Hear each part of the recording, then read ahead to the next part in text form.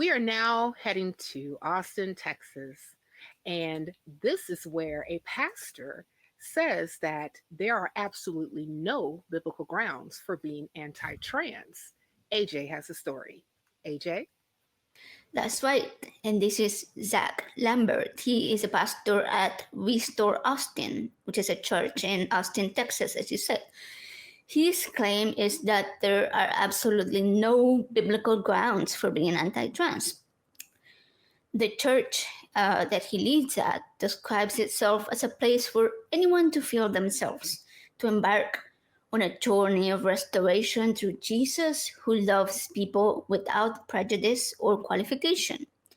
Lambert says that his church has different values from the typical Christian. For example, they followed COVID-19 safety protocols.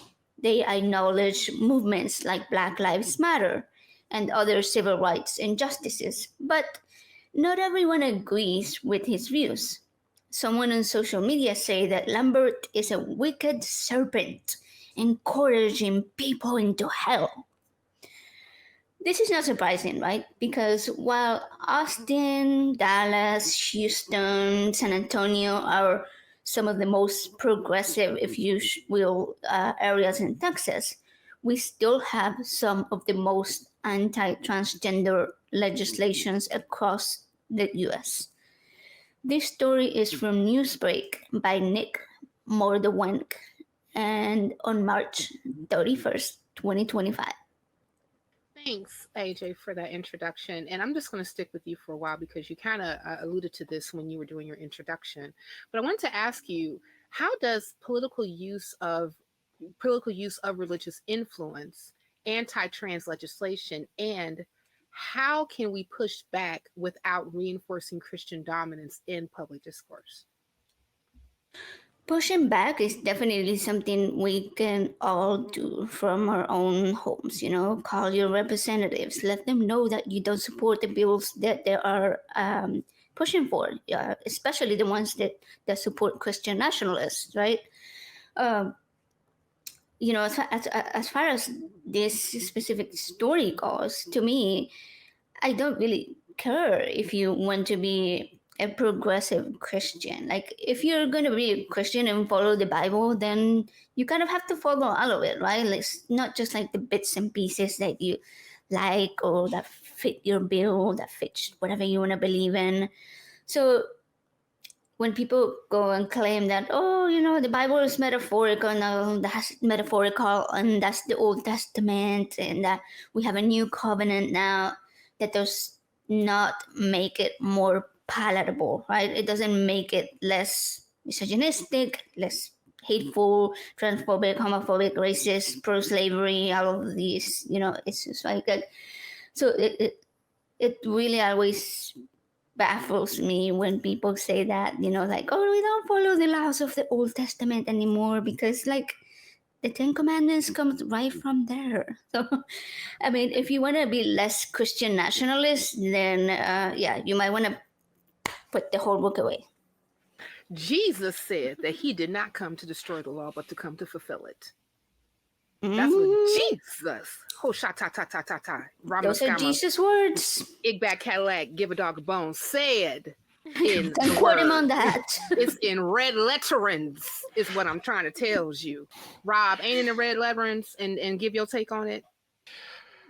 It's just frustrating all around.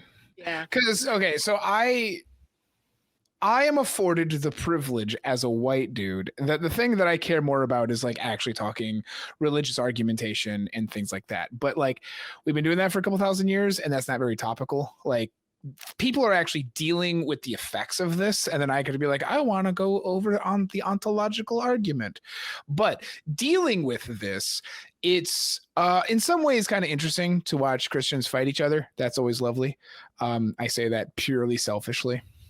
But like, I'm disappointed in the pastor because, like, for example, he said, quote, "We're not your typical Christian," and I'm like, what is a typical Christian? Because I genuinely wonder if Christians, especially people who are pastors or in positions of power, right? Presumably the theologians, that if they talk to as many people about Christianity or religion as an atheist might, because again, what is a typical Christian? Is he going to say somebody who hates trans people? Well, what justification do they have for that? Or does they say that it comes from the Bible? And then he says in a tweet that the Bible has 0 verses against trans people. And so kind of like AJ was saying, you either need to take the whole Bible or none of it, but we know that doesn't work because a lot of them are going to take parts of it and say that it's metaphorical anyway. Okay, so now you have 2 different groups of Christians, some that say all and some that say all and some that say some. And then when you talk to the ones that say some, now you need to figure out which ones you interpret to mean that. And if this guy who's unwilling to take the whole Bible, I'm willing to bet because the Bible's pretty messed up, actually says that you can take the metaphorical sense, then who is he to deny the interpretation of another metaphorical understanding from someone else? So you're just damned if you do, damned if you don't. And I'd watch it and I go, this actually solves nothing. I mean, you're nicer to trans people and you're kinder to them and you're helping them out. That's cool and all. What if we just didn't, like what if we just didn't do the religious thing that's propagating it in the first place? Yeah. I mean, like, even to your point, like, especially if you go back to what you were talking about what is a typical Christian, right? Almost, reminds me of, what's the dude's name that's on, the Daily Wire? Matt Waltz, I think that's his name, who said, "What is a woman?" Sure. Yeah, that guy. I mean, but like, if you put it that, like, what is a typical Christian? You have about over 45,000 different ways that you can interpret what a Christian is. I mean, because that's how many, denominations of Christianity and also cults and alludiments to Christianity that there are in the world, right? So can we really say that there's a typical Christian? Or can we just say that, hey, there is like some base things that are within the Bible itself that some people follow? Because I know, and I won't speak for every Christian because obviously I can't, but typically when you're talking to a Christian, there are going to be some things in the Bible that they follow and some things that they don't, or some things that they will take metaphorically, some things that they will take literally. And this is called cherry picking. And it is very, apropos to, the Christian lifestyle. But according to Christian apologists, all atheists are one way and one way only, and only atheism affects our worldview, which is satanic. So speaking of satanic, Kelley. Yeah, because I look like Satan all day. No, Kelley, I love you. Okay. But because Satan's supposed to always appear as a handsome man, right? Well, that's the reason why I said Kelley. Because obviously I was thinking of a handsome man. And I am the handsomest man. You're the handsomest of the handsome. I'm just going to say that right now. But Kelley, not me. Yeah, but no, Rob, you're pretty groovy yourself too. No, I say, don't worry, I'm real pretty. It's good. I got fabulously cute hair. Okay, right. Well, we got pretty, and we got handsome on the panel. I love it. Okay, but Kelley, please, give your take on the article and what your primary thoughts were when you read it. I read it and I was trying to figure out what the whole point was. It was a Christian minister actually follows the words of Jesus. I was like, what the hell? And here, let me play God's advocate for a second. Did you know that when Jesus supposedly walked the earth, one of the lessons that he taught, one that was so incredibly amazing that almost every atheist I know follows it. In Mark 12:31, he says, "Love thy neighbor as thyself. There is no commandment greater than this." Now, I'm pretty sure that some of you Christians out there have neighbors that are trans, and there ain't nothing in the Bible that says anything about it, so you can stop worrying so much about it. You don't have to be mean to them. And another thing, this whole hang-up that you guys have with genitalia? I love the word genitalia. We should use it more in everyday language. But maybe in the future, you all should try to separate the pronouns from the penis. I think that'd be a good idea, too. Speaking of genitalia, I don't think the verse was love thy neighbor, but only if you know what genitalia they have. yes, yeah. Check his genitalia before you love him. Check it out, yeah. Check it out. Pull up them robes, people. Disrobe. We got to see what you're packing before we can see if we're loving you or not. You know, personally, I think that's a good Saturday night, but that's neither here nor there. This is not that topic.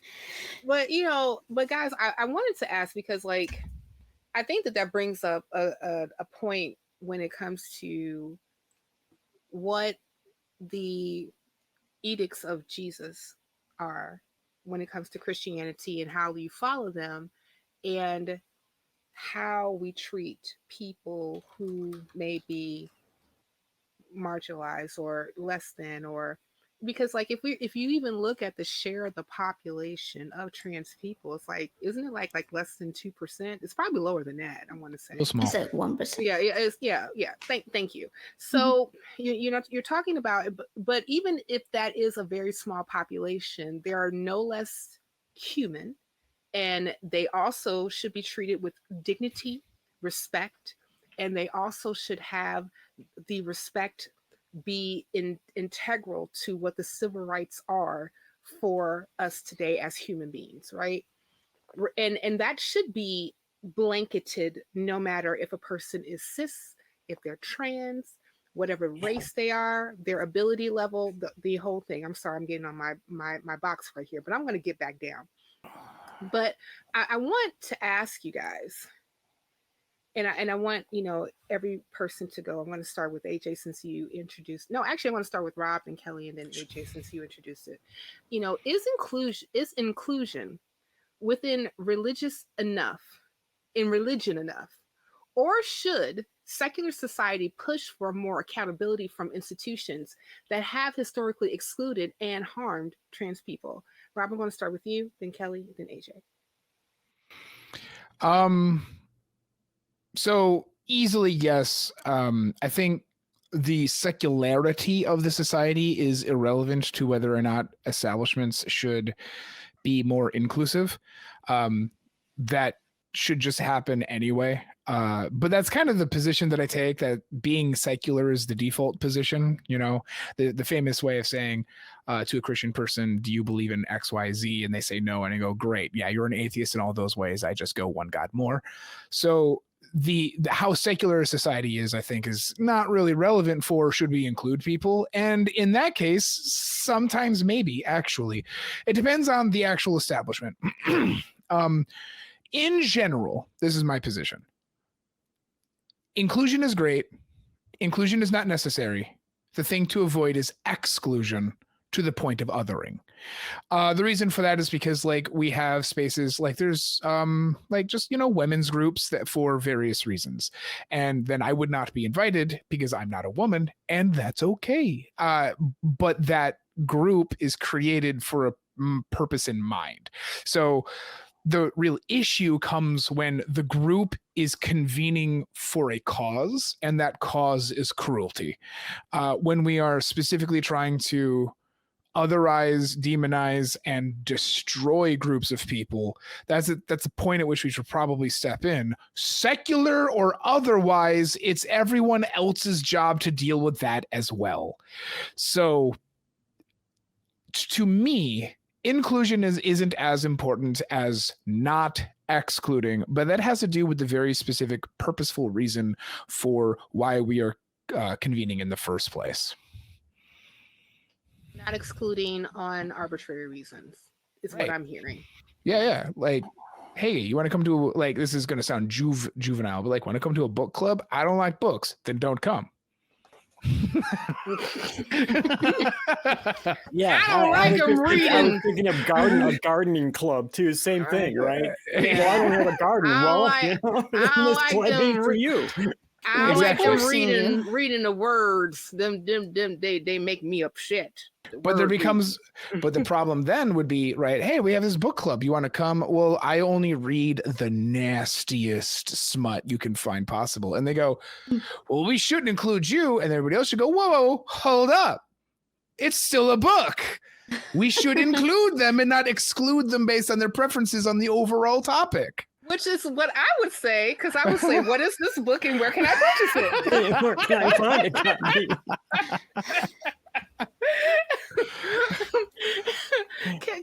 Kelley, what are your thoughts?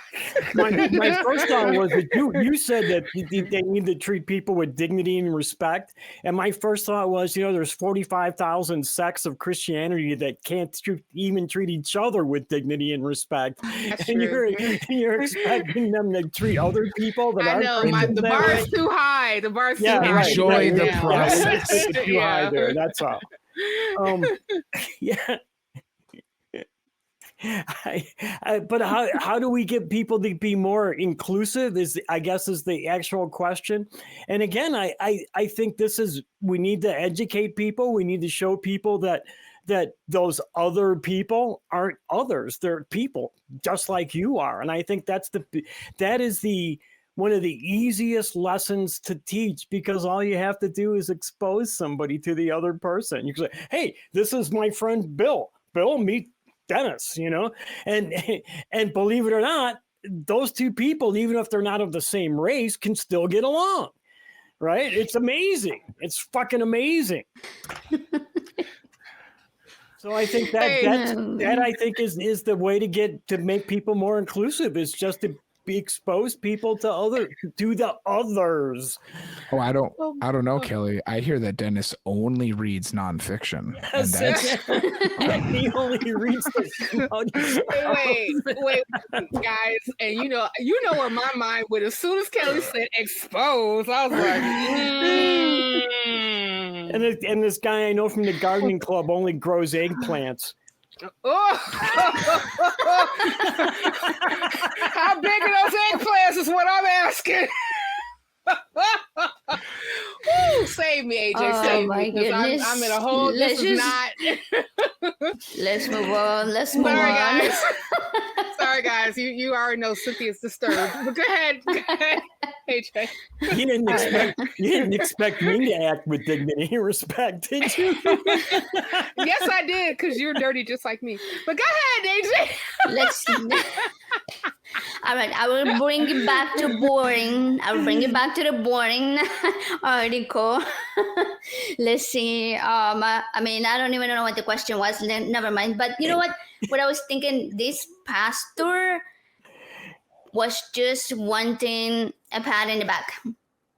That's what it seemed like to me. He just wanted to be like, oh, we are all nice. Like in these churches, come in, and then they reel you in, and then they'll probably show you like all the real story back there, right? Like, because come on, like you can't look at.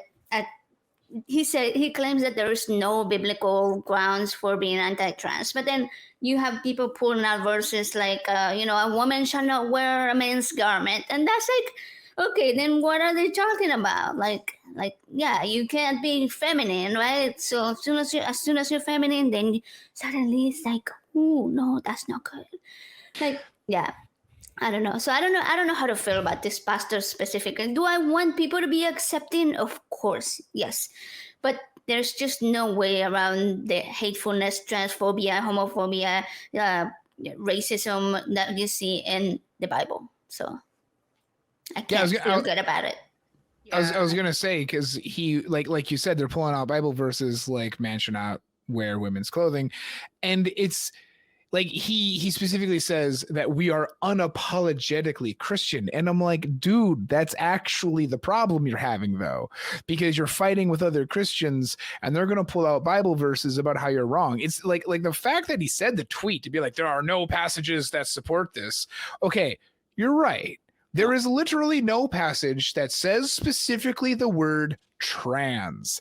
Right. And like, that's not a useful point, because we're not the people that you need to convince. It's your fellow Christians, and you're going to have a hard time with that when you're still trying to hold on to your own book, which has its own problems.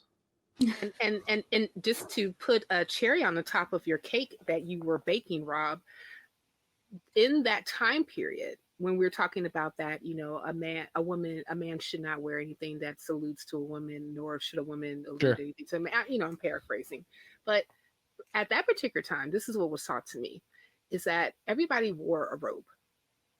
Everybody. Because we're talking about ancient Palestine, talking about Bronze Age, Iron Age Palestine. And according to that time period, a woman who did not have a veil was considered a woman of leisure. Mm-hmm. So it was more so to say that if you do not want to actually equivocate yourself as a lady to a woman of leisure, that you should not wear clothing pertaining to a man, which is just a robe without a veil. What does that say about men wearing women's clothing? Like if he didn't, were they men of leisure? They were a man of leisure. Leisurely men. Right. And if you and if anyone wants to call me, I'm at 555-777-9311. No. but in that part, I would agree my panelists, like, okay, good on you, Pastor, for being more progressive than some of your other Christian followers. But in this particular case, I'm kind of like what James Baldwin said. And this is what you mentioned in a bit, like if you specifically like AJ and some of the other panelists, if you're going to follow like some of it but not all of it, then you should just go ahead and just throw out the book. And one of the things that James Baldwin said, and I'm going to find it momentarily, and I should have had this like up and running, but that would have been too much like right. Yeah. That would have been too much like right.